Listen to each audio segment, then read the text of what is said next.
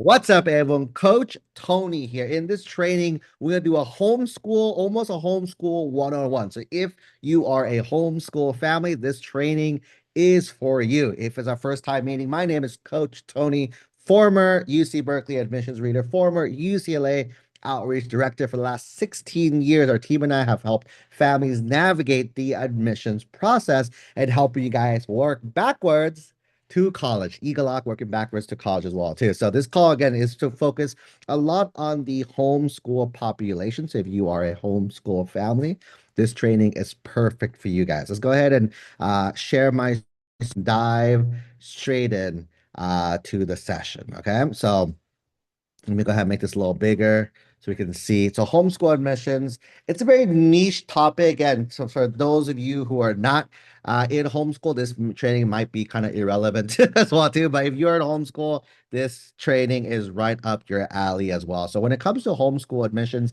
again, there's a few types of high schools out there. The high school options usually are public schools where a lot of our students are. A lot of our kids are also in private colleges, private high schools as well too. There's also charter schools, which is like a mix of public and private, right? It's a public school with possible sometimes private money to help you out with the school. But the category we talked about today is homeschool today in this session as well too, right? Is the key. So homeschool is a little different and homeschool is a little nuanced. So for a lot of the homeschool families that work with our team, we work directly with you guys because sometimes homeschools, you guys are working with a charter, right? So you guys are working homeschool plus charter.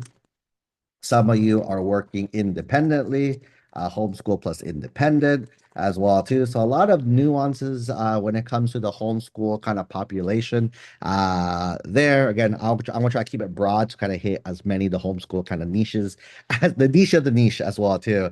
Fun little fact: I actually spoke at the California Homeschools, the California Homeschool Conference. I think 2 years ago now as well. So if you guys join me for that one, I kind of share very similar things over here. Okay. So that being said, a few things that makes the homeschool atmosphere different, right? So what's the perks of the homeschool? One of the biggest perks is that you have the flexibility, right? The flexibility uh in your schedule, right? It's kind of the probably the biggest perk that we've a lot working with a lot of homeschool families is the perk that you guys have is the flexibility to kind of finish school a little earlier in the day, kind of make your school all online so you can kind of move anyway. So some of our families are traveling during this time and like doing more of an immersive like cultural learning in other countries as well too. So again, the tons of different things, but I think probably the biggest flexibility that homeschool families do have is the flexibility, right?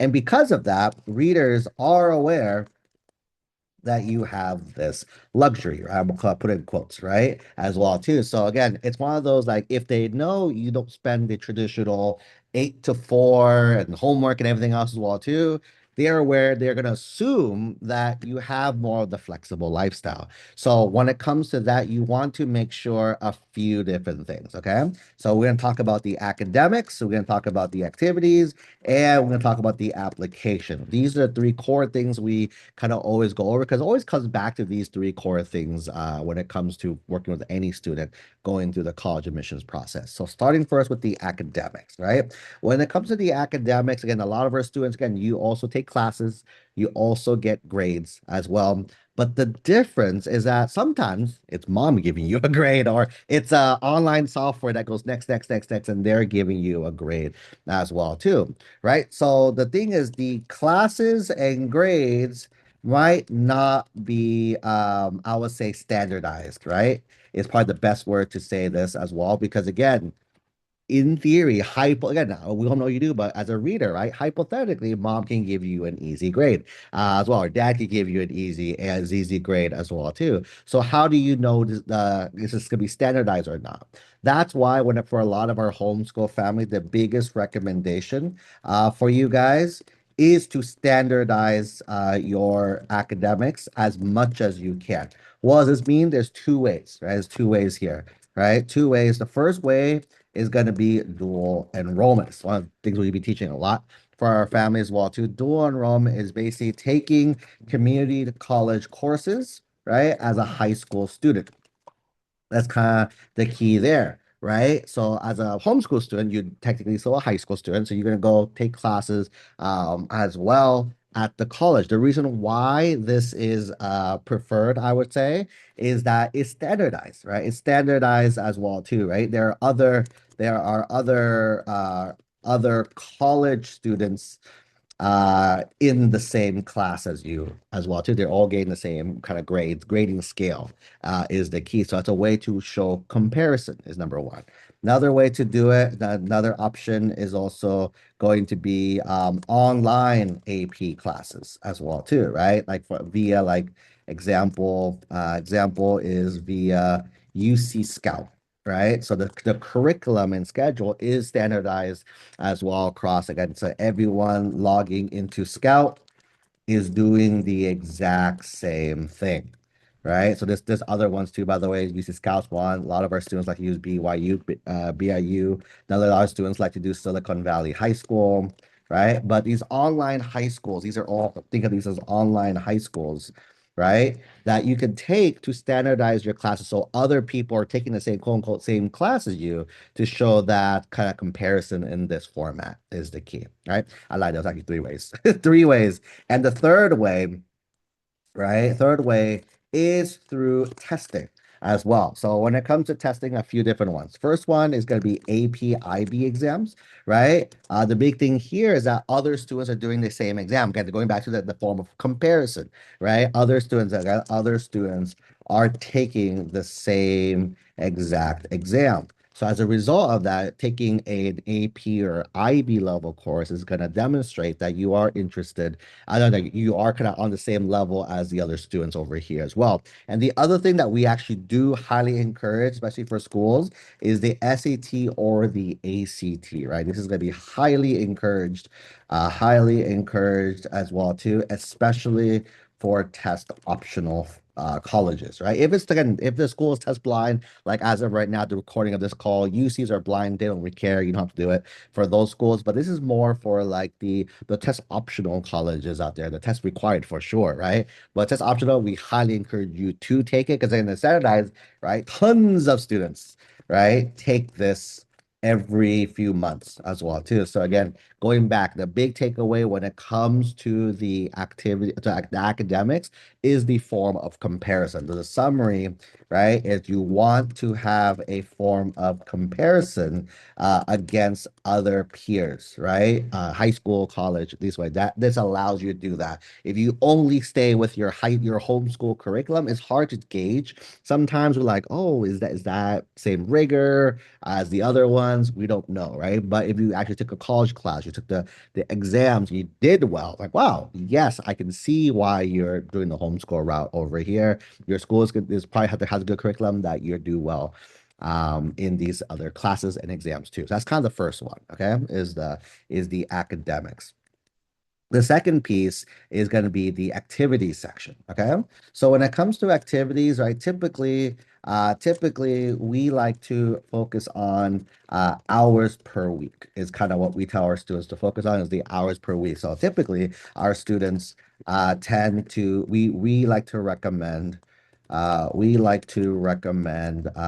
to 30 hours of activities per week, right? This is towards competitive colleges, right? So you think of like the UC schools, the Ivies, this is like the range you want to do as well. Doesn't mean you have to hit this, by the way. People feel like, oh, I have to hit 20. No, no, no. Try aim for 20 as well, too. I keep in mind a lot of our students who end up, they tend to do this much amount anyways. So that's the thing here, right? But remember at the beginning what I mentioned, right? Because you're a homeschool, right? You have this flexibility in your schedule, which means, right, you're probably not doing a traditional like 8 to 3 school. You probably done like a few hours rather than the whole time. So as a reader, this 20, 30 hours, right? This previous assumes a traditional, right, school schedule of like an 8 a.m. to 3 p.m. school, right? School plus the homework as well too is the key. Okay, so that's going to be the things over here there. And then that's gonna be the biggest thing over here, right? But because you are the homeschool, we For homeschool families, though, school families, we typically recommend upping it, right? 25 to 30 hours, 35 hours per week is should be the norm.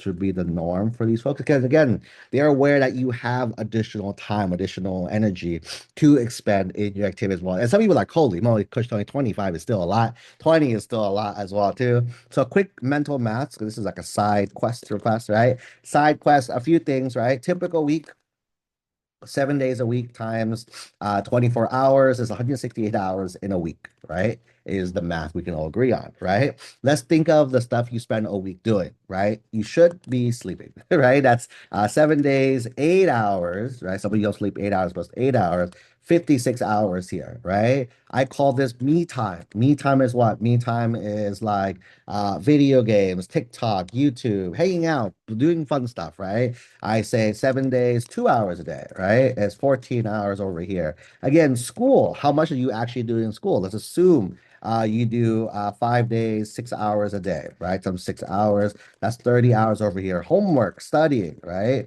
As well, to how many times is that? Again, let's assume 3 hours a day. Some of you guys don't say 3 hours, but let's assume that as well, right? So you do this, you get 168 minus 56 minus 14 minus 30 minus 15. You have 53 hours remaining in your week, right? And for of this 53 hours, this is where you spend 53 hours is where you spend your activities per week. And so even if you add 10 more extra hours for I don't know, more family time, more stuff as well too. You still have 40 hours a week. So you can see that mathematically there is time in a week. And the question is, how are you spending your time is probably the big question over here. Okay. So second big thing is going to be the hours per week. And the things don't really change, right? We still recommend the two buckets of activities for you guys. The first one is again, tasting your major. Second one is going to be your personal interests, right? Don't just do just your major. Don't do just non-related stuff. It needs to have a blend of both to help you guys be competitive. And the last component is the application itself, right? So when it comes to the application, technically in each part there's nothing different, right? So when you're doing your academics, you copy it or whatever your transcripts say in your homeschool curriculum, whether you're doing it through yourself independently through a chart, they have a software you can use to copy the grades over. That's the same. Activities is the same as well too, right? You did stuff, so clubs, stuff, you can share that into the activities there. The essays, you still live through life, so you share that the same. The one thing, right, as a reader, right? We're usually curious about why homeschool as well too. Again, public school is pretty traditional. Private school, some families choose to go private school. Don't need to explain that usually. Charter school, same thing. People go, they don't explain it. Homeschool, however, it's always nice to know why you guys chose to go homeschool. And a lot of families have different reasons why. We have some students who are homeschool because they're playing sports at such a high level they can't do the normal schedule of school, right? So, example, like competitive sports, right? This is not this is like uber competitive sports, right? That they're training so hard, they're playing at a high elite level sports that they can't go to traditional school. Don't you think if you read that, you all, oh, that makes sense. That's the key number one, right? Or if not, because again, as a reader, I'd be curious as well too, like what other context. Keep in mind the purpose of the application is to fill in additional context about who you are, why you did what you did, and how you became the person you are today, right? That's the key of the essays. That's the key of the application, the additional comments as well. So when it comes to the application, especially for homeschool families, I always tell them use the academic comments or the additional comments. It may be one of your main essays, but if it's not, use one of the additional comments. Use one of the tip here is use one of your additional comments to comment on why homeschool, right? That's pretty much it. You don't have to make a big explanation why.